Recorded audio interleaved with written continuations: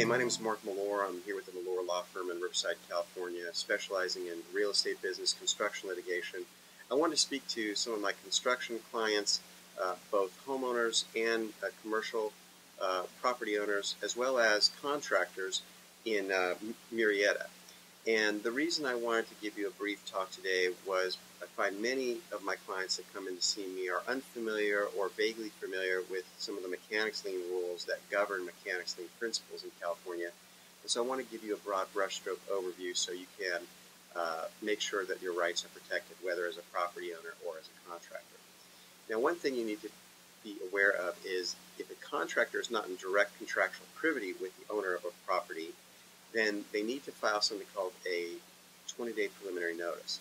When I say they need to file that, what I mean is that they need to send that out, certified mail return receipt requested, to the owner of the project, the general contractor on the project, and to the lender, if any, on the project by certified mail return receipt requested. And that will detail their contract, what they're there for, and the project price. Will give notice to all those parties. That is a prerequisite for recording a mechanics lien.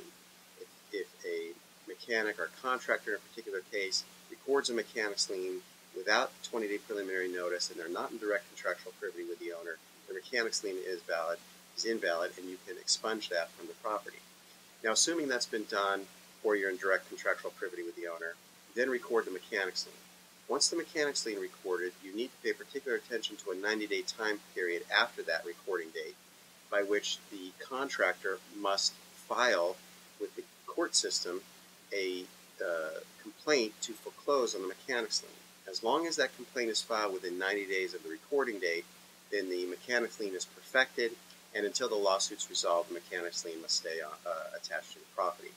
However, if the mechanic contractor fails to file his complaint to pursue foreclosure of the mechanics lien and his mechanics lien rights, then those are waived, and the property owner, by an expedited motion basis under the Civil Code, can demand that the contractor remove their mechanics lien, and but for a couple of exceptions, in the cases where projects are continuing, notice of completion hasn't been filed yet, or something along those lines, the contractor must remove that mechanics lien. So that's a broad brushstroke. I don't get into the particulars in every situation, but I wanted to give you something to understand, a brief understanding of the laws governing this area so that you can proceed in your project accordingly.